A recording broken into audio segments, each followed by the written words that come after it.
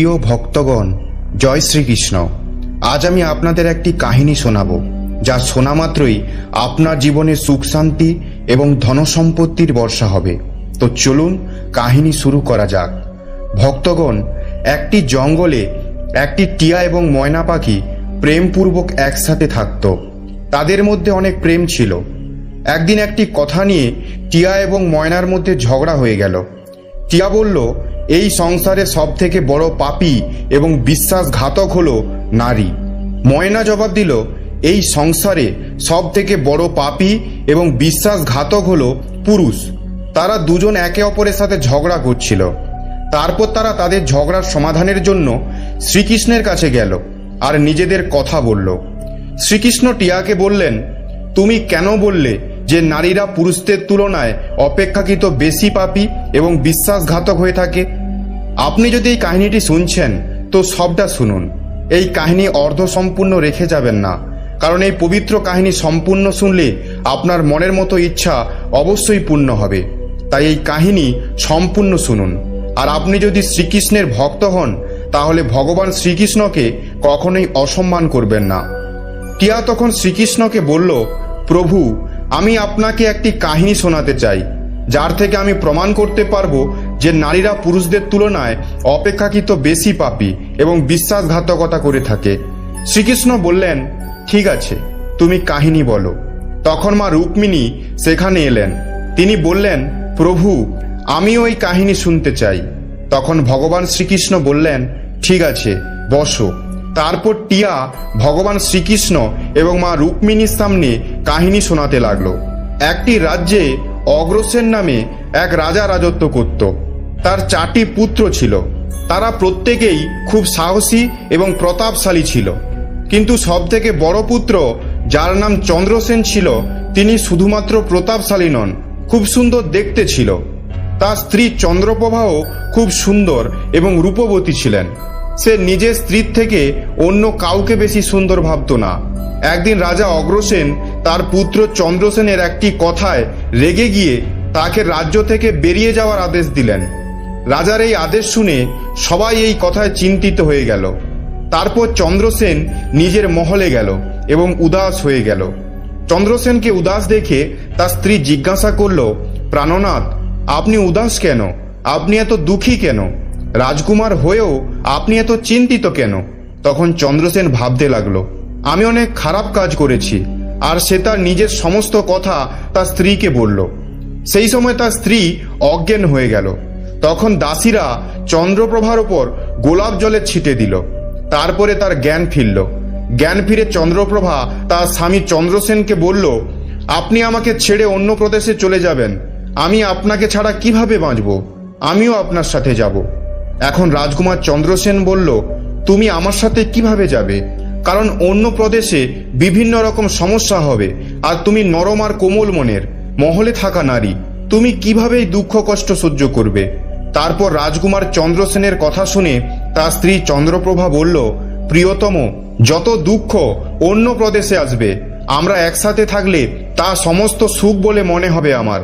কিন্তু মহলের সুখ আপনাকে ছাড়া জঙ্গলের দুঃখর থেকেও ভয়ানক লাগবে আমার। আমি আপনার সাথে যাব।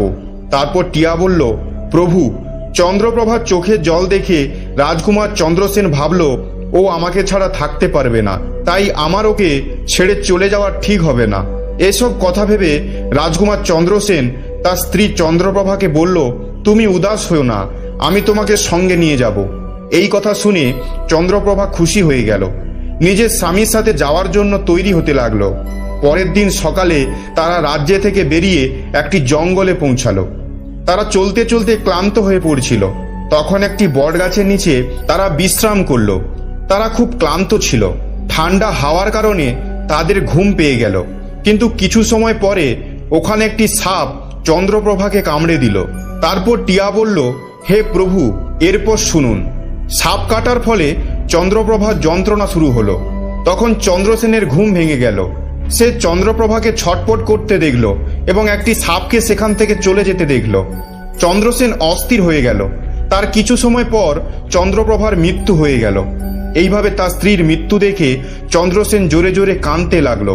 তখন চন্দ্রসেন মনে মনে ভাবল, এখন যখন আমার জীবন সঙ্গিনী মারা গেছে, তাহলে আমি বেঁচে থেকে কি করব? আমিও এই জঙ্গলে নিজের প্রাণ ত্যাগ করব। এইরকম ভেবে সে চন্দ্রপ্রভার সব দেহের কাছ থেকে উঠে জঙ্গল থেকে কাঠ সংগ্রহ করতে লাগলো আর কেঁদে বলল, আমিও চন্দ্রপ্রভা চিতার ওপর জ্বলে মরে যাব। ঠিক ওই সময় স্বর্গ থেকে একটি দেবদূত এলো আর চন্দ্রসেনকে কাঁদতে দেখে তার মনে দয়া হলো। সে রাজকুমার চন্দ্রসেনের কাছে গেল আর জিজ্ঞাসা করলো, তুমি কাঁদছো কেন? তোমার কিসের দুঃখ?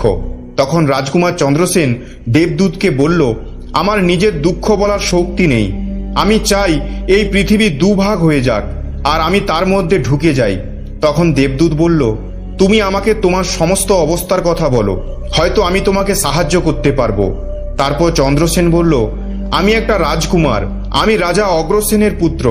আমার পিতা আমাকে রাজ্য ছেড়ে চলে যেতে বলেছে, তাই আমি আর আমার স্ত্রী জঙ্গলে চলতে চলতে এখানে পৌঁছেছি। এখানে এসে আমার স্ত্রীকে সাপে কেটেছে এবং তার মৃত্যু হয়েছে। তাই আমি জঙ্গল থেকে কাঠ জোগাড় করছি, যা জ্বালিয়ে আমি তার চিতায় নিজের প্রাণ দেব। চন্দ্রসেনের কথা শুনে দেবদূত বলল, রাজকুমার, তুমি মূর্খ। এটা সংসার, এখানে মানুষের আসা যাওয়া চলতেই থাকে। সবাইকে একদিন না একদিন শরীর ত্যাগ করতেই হবে। তুমিও এটা জানো, এই সংসারে কেউ কারো সাথে আসে না, কেউ কারো সাথে যাবে না। তবুও তুমি মূর্খের মতো এরকম কথা বলছো। যদি তুমি জীবিত থাকো তাহলে অনেক রানী তুমি পাবে। তাই আমার কথা শুনে মৃত্যুর কথা ছেড়ে দাও। এই মানব শরীর প্রাপ্ত করার জন্য দেবতারাও ইচ্ছুক থাকেন। তাহলে তুমি এই শরীর কেন নষ্ট করতে চাইছো? এই প্রকার দেবদূতের কথা শুনে চন্দ্রসেন বলল, আপনি যা কিছু বলছেন তা সত্য, কিন্তু এইরকম পতিব্রতা স্ত্রী কোনো জন্মে পাবো না। তাই আমি ওর সাথে মরে যেতে চাই। চন্দ্রসেনের কথা শুনে দেবদূত ভাবল যে এও স্ত্রী ছাড়া থাকতে পারবে না। তখন দেবদূত চন্দ্রসেনকে বলল, রাজকুমার, তোমার স্ত্রীকে জীবিত করার জন্য একটি উপায় আছে। এবার তুমি আমার কথা মন দিয়ে শোনো। তুমি যদি এই কাজটি করতে পারো তাহলে তোমার স্ত্রী জীবিত হতে পারবে। তখন চন্দ্রসেন বলল, আপনি যা বলবেন আমি তাই করতে রাজি, শুধু আমার স্ত্রীকে জীবিত করে দিন। তখন দেবদূত বলল, তোমার স্ত্রীর আয়ু কেবল 20 বছরের ছিল, যা সে ব্যতীত করেছে। তোমার আয়ু 70 বছরের, যার মধ্যে 30 বছর কেটে গেছে। এখন আর 34 বছর পড়ে আছে, অর্থাৎ তুমি আর জীবনে 40 বছর বাঁচবে। তাহলে তুমি যদি তোমার স্ত্রীকে তোমার আয়ুর অর্ধেকটা দিয়ে দাও তাহলে তোমাদের দুজনেরই আয়ু সমান হয়ে যাবে। তুমি যদি এতে রাজি থাকো তাহলে তোমার স্ত্রী জীবিত হয়ে যাবে। এই প্রকার দেবদূতের কথা শুনে চন্দ্রসেন বলল, আমি রাজি। তখন দেবদূত চন্দ্রসেনের হাতে জল দিল এবং 20 বছর ধরে চন্দ্রসেনের স্ত্রীর পায়ে জল ঢালার প্রতিজ্ঞা করল। যখনই চন্দ্রসেন প্রতিজ্ঞা নিল যে সেই জল সে রানীর পায়ে ঢালবে, তখনই দেবদূত বলল, জল রানীর পায়ে ঢালার আগে আমার কথা ভালো করে শুনে নাও। এর মধ্যে একটি গুপ্ত রহস্য আছে। কিন্তু এখন তুমি তোমার স্ত্রীকে চাও, কিন্তু ভবিষ্যতে যদি তুমি তোমার স্ত্রীকে আর না চাও তাহলে তুমি তোমার সংকল্প ফেরত নিতেও পারবে। আর যখন তুমি এই সংকল্পটি ফেরত নিয়ে নেবে তখনই তোমার স্ত্রীর তৎক্ষণাৎ মৃত্যু হবে। আর একটি কথা সর্বদা মনে রাখবে, এই সংকল্পটি ফেরত নেওয়ার কথা কখনোই তোমার স্ত্রীকে বলবে না, না হলে তুমি তোমার সংকল্পকে কখনোই ফেরত নিতে পারবে না। সব সময় মনে রাখবে, জীবনে কিছু কথা অনেক সময় লুকিয়ে রাখা উচিত, কারণ কখনো কখনো এই কথাগুলি কাজে আসতে পারে। তারপর এইসব বলার পর সেই রানীর সামনে না এসে দেবদূত সেখান থেকে চলে গেল। চন্দ্রপ্রভা জ্ঞান ফিরে পেল। তখন চন্দ্রসেন তাকে বলল, তুমি ঘুমিয়ে পড়েছিলে আর খুব ক্লান্ত ছিলে, তাই আমি তোমাকে ঘুম থেকে ডাকিনি। এই প্রকার চন্দ্রসেন তার স্ত্রীর কাছ থেকে সব কথা লুকিয়ে গেল, যে তার স্ত্রীকে সাপে কেটেছিল আর সে মারা গিয়েছিল, আর তাকে জীবিত কিভাবে করলো। এসব কিছু রাজকুমার তার স্ত্রীর কাছ থেকে লুকিয়ে রেখেছিল। তখন এবার তারা দুজনে এগিয়ে গেল। কয়েকদিন পরে তারা দুজনে একটি সুন্দর স্থানে পৌঁছালো, যেখানে একটি ভিক্ষুকের কুটির ছিল। তারা যখন কুটিরের কাছে পৌঁছালো তখন দেখতে পেল একটি যুবক ভিক্ষুক সেখানে বসে সাধনা করছে। তারা দুজনেই খুব ক্লান্ত ছিল, তাই তারা ভিক্ষুকের কাছে বসে পড়ল। সেই সময় রাজকুমার তার স্ত্রীকে বলল, রানী, আমার খুব জল তেষ্টা পেয়েছে, আমি কুয়োতে গিয়ে জল খেতে যাচ্ছি। যদি তোমার তৃষ্ণা পেয়ে থাকে আমি তোমার জন্য জল আনবো। তখন রাজকুমারের কথা শুনে চন্দ্রপ্রভা বলল, আমার জল তৃষ্ণা পায়নি, আপনি জল খেয়ে নিন। এরপর চন্দ্রসেন জল খাওয়ার জন্য একটি লম্বা দড়ি নিয়ে কুয়োর দিকে গেল। যখন রাজকুমার জল খেতে গেল তখন রানী চন্দ্রপ্রভা সেই ভিক্ষুকের দিকে তাকালো। চন্দ্রপ্রভা ভিক্ষুকের সৌন্দর্য দেখে মোহিত হয়ে গেল, অর্থাৎ তার প্রেমে পড়ে গেল। তখন সে ভিক্ষুককে বলল, হে সাধু, আপনি এখানে খুব খুশিতেই থাকেন। ভিক্ষুক বলল, হ্যাঁ, তুমিও এখানে আমার সাথে থাকতে পারো, কিন্তু তোমার স্বামী তো তোমার সাথে আছে, তাহলে আমি কিভাবে তোমাকে আমার কাছে রাখবো? এরপর চন্দ্রপ্রভা ভিক্ষুকের সামনে তার প্রেমলীলা প্রকট করল।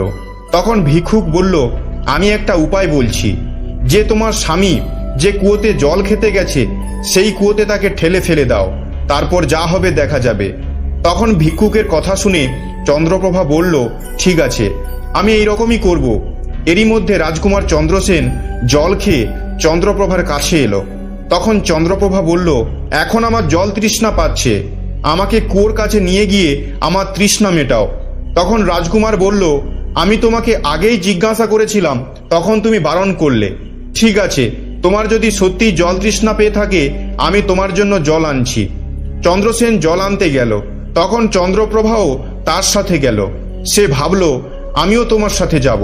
বেচারা চন্দ্রসেন তো তার প্রেমে পাগল ছিল। সে তো জানতো না যে তার স্ত্রী তার প্রাণ নেওয়ার জন্যই তার সাথে আসছে। যখন রাজকুমার চন্দ্রসেন জল ভরার জন্য কুয়োতে ঝুঁকল তখন রাজকুমারের স্ত্রী চন্দ্রপ্রভা তাকে ধাক্কা দিয়ে কুয়োতে ফেলে দিল, আর সে নিজে ভিক্ষুকের কাছে চলে গেল। ভিক্ষুক সেই রানীকে নিয়ে একটি রাজ্যে গিয়ে থাকতে শুরু করলো। এখানে দুজনেই খুশি খুশি থাকতে লাগলো। ভিক্ষুক চন্দ্রপ্রভাকে এমন নাচ গান শেখালো যে তার নৃত্য কলার জন্য সে বিখ্যাত হয়ে গেল। ধীরে ধীরে সেই রানী পুরো শহরে প্রসিদ্ধ হয়ে গেল। এইভাবেই চন্দ্রপ্রভার নৃত্যকলার দরুন ভিক্ষুক লক্ষ লক্ষ টাকা উপার্জন করলো। চন্দ্রপ্রভাও সেই ভিক্ষুকের সাথে খুশি খুশি থাকতে লাগলো। যে সময় চন্দ্রপ্রভা তার স্বামী চন্দ্রসেনকে কুয়োতে ধাক্কা দিয়েছিল তখন ভাগ্যক্রমে কুয়োতে একটি দড়ি ঝুলছিল, যার দ্বারা চন্দ্রসেন ধরে ফেলেছিল, আর সেটা ধরে সে কুয়োতে ঝুলছিল। ঈশ্বরকে স্মরণ করে সে ভাবল, এটাই কি আমার ভালোবাসার প্রতিদান? কিছু সময় পর একদল যাযাবর সেখান থেকেই যাচ্ছিল। তাদের মধ্যে একটা যাযাবর দড়ি নিয়ে কুয়ো থেকে জল তুলতে লাগলো। তখন চন্দ্রসেন সেই দড়িটি ধরে নিল। যাযাবর এটি দেখে অবাক হয়ে গেল আর জিজ্ঞাসা করল, তুমি কে? তখন চন্দ্রসেন বলল, আমি এক অভাগা, আমাকে এখান থেকে বার করো, আমার প্রাণ বাঁচাও, আমি সারা জীবন তোমার উপকার ভুলব না। এই কথা বলে রাজকুমার যাযাবরের কাছে তার প্রাণ বাঁচানোর অনুরোধ করল। তারপর রাজকুমার চন্দ্রসেনের দুঃখ দেখে যাযাবরের তার উপর দয়া হলো। তারপর সেই যাযাবর চন্দ্রসেনকে কুয়ো থেকে বার করলো আর জিজ্ঞাসা করল, তুমি কে? তুমি কুয়োতে কিভাবে পড়ে গেলে? তোমার এমন অবস্থা কিভাবে হলো? তখন চন্দ্রসেন বলল, ভাই, আমার অবস্থা কিভাবে তোমাকে বলবো? যা সমস্যা আমার সাথে হয়েছে তা যেন কারো সাথে এমন না হয়। তখন চন্দ্রসেন বলল, যদি তুমি জানতে চাও আমার সাথে কি হয়েছে তাহলে আমি আমার কাহিনী তোমাকে বলছি। আমি একজন রাজকুমার, আমার পিতা আমাকে রাজ্য থেকে বের করে দিয়েছে, তাই আমি আমার প্রিয় স্ত্রীর সাথে একটি জঙ্গলে পৌঁছে গিয়েছিলাম। আমি আমার স্ত্রী একে অপরকে খুব ভালোবাসতাম। জঙ্গলে একটি সাপে আমার স্ত্রীকে কেটেছিল, যার ফলে তার মৃত্যু হয়ে গিয়েছিল। আমি যখন আমার স্ত্রীর কারণে মৃত্যুবরণ করতে যাচ্ছিলাম তখন একটি দেবদূত আমার উপর দয়া করলো এবং আমার আয়ুর 20 বছর আমার স্ত্রীকে দেওয়ার পর তাকে পুনর্জীবিত করেছিল। তারপর আমরা সেই জঙ্গল থেকে এগিয়ে একটা স্থানে পৌঁছালাম যেখানে একটি ভিক্ষুকের কুঠির ছিল। আমার তৃষ্ণা পাচ্ছিল, আমি জল খেতে গেলাম। যখন আমি ফেরত এলাম তখন আমার স্ত্রী আমাকে বলল তারও জল তৃষ্ণা পেয়েছে, তাই আমার স্ত্রী আমার সাথে কুয়োতে জল খেতে এলো। আমি কুয়ো থেকে জল তুলছিলাম, তখনই ও আমাকে পিছন থেকে ধাক্কা দিল। কুয়োতে ঝুলতে থাকা একটি দড়ি ধরে নিয়েছিলাম, যার কারণে আমি কুয়োতে পড়ে যাইনি। আর যখন আপনি এখানে এলেন তখন আপনার থেকে সাহায্য চাইলাম, এরপর আপনি আমাকে কুয়ো থেকে বার করলেন। তারপর টিয়া বলল, প্রভু, এভাবেই রাজকুমার তার দুঃখের কথা সেই যাযাবরকে বলল। আর এরপর চন্দ্রসেন তার দুঃখের কথা বলে চুপ হয়ে গেল। অন্যদিকে যাযাবর রাজকুমারের কথা শুনে দুঃখী হয়ে বলল, তুমি চিন্তা করো না, ভগবান খুব দয়ালু, তিনি তোমাকে অবশ্যই সাহায্য করবে, আর তুমি যদি চাও তাহলে কিছুদিন আমাদের সাথে থাকতে পারো। রাজকুমার চন্দ্রসেন সেই যাযাবরদের সাথে থাকতে রাজি হয়ে গেল। তারপর তাদের সাহায্যে সে ওই রাজ্যে পৌঁছালো যেখানে তার স্ত্রী চন্দ্রপ্রভা ও সেই ভিক্ষুক থাকছিল। সেই রাজ্যকে দেখে চন্দ্রসেন যাযাবরদের বলল, আমার ইচ্ছা তোমরা কিছুদিন এই রাজ্যে থাকো। তখন যাযাবর বলল, ঠিক আছে, তুমি যেমন চাও, আমাদের কোনো অসুবিধা নেই। তারপর রাজকুমার চন্দ্রসেন যাযাবরের কাছে বিদায় নিয়ে সেই রাজ্যে এলো আর নিজের কাজের খোঁজে চারিদিক ঘুরতে লাগলো। কিছুদিন পরে রাজকুমারের কঠিন পরিশ্রম দেখে একটি ব্যবসায়ী তাকে কাজে রেখে দিল। এইভাবেই রাজকুমার চন্দ্রসেন সেই ব্যবসায়ীর কাছে থাকতে আরম্ভ করলো। সে খুবই পরিশ্রম করে তার কর্তব্য পালন করত। এইসব দেখে সেই ব্যবসায়ী চন্দ্রসেনকে অনেক সম্মান দিল আর তাকে তার হিসাব নিকাশের কাজে রেখে দিল। এইভাবেই রাজকুমার চন্দ্রসেনের দিন খুশি খুশি কাটতে লাগলো। অনেক দিন কেটে গেল। এবার একদিন এই রাজ্যের রাজার সামনে চন্দ্রপ্রভার নৃত্যের আয়োজন হলো। রাজা সেই রাজ্যের সমস্ত ব্যবসায়ীদের সেই নৃত্য দেখার জন্য আমন্ত্রণ করেছিল। চন্দ্রপ্রভার নৃত্য শুরু হওয়ার আগে রাজ্যের সমস্ত ব্যবসায়ীরা সেখানে পৌঁছে গেল। চন্দ্রসেনও সেই নৃত্যকারের অনেক প্রশংসা শুনেছিল। সেও ভাবল তারও এই নৃত্য দেখা উচিত। তাই সেও ব্যবসায়ীর সাথে রাজার দরবারে পৌঁছে গেল। চন্দ্রপ্রভা অপ্সরাদের মতো নৃত্য করল এবং খুব সুন্দর গান গাইল। তার গান শুনে মহলের সমস্ত লোক অবাক হয়ে গেল আর অনেকে তাকে উপহার দিল। এছাড়াও রাজাসহ প্রজারা তার অনেক প্রশংসা করল। রাজকুমার চন্দ্রসেন তার হাতের একটি হীরার আংটি চন্দ্রপ্রভাকে উপহার হিসাবে দিয়ে দিল। এরপরে চন্দ্রপ্রভা সেই আংটিটি চিনতে পারল আর মনে মনে ভাবল, এ তো অনেক বড় আশ্চর্য। আমার স্বামী বেঁচে আছে আর ও এখানে এসেছে, তাহলে ও তো এবার আমাকে ছাড়বে না। আমাকেই কিছু করতে হবে যাতে ও মারা যায়। মনে মনে ভাবল, এবার আমি এখানকার রাজাকে একটি সুরেলা গান এবং একটি নৃত্য করে দেখাবো, যার দরুন তিনি খুশি হয়ে আমাকে কিছু চাইতে বলবেন। তখন আমি রাজার আদেশ নিয়ে তাকে মৃত্যু দিয়ে দেব। এরপর চন্দ্রপ্রভা একটি সুরেলা গান ও নৃত্য করে দেখালো।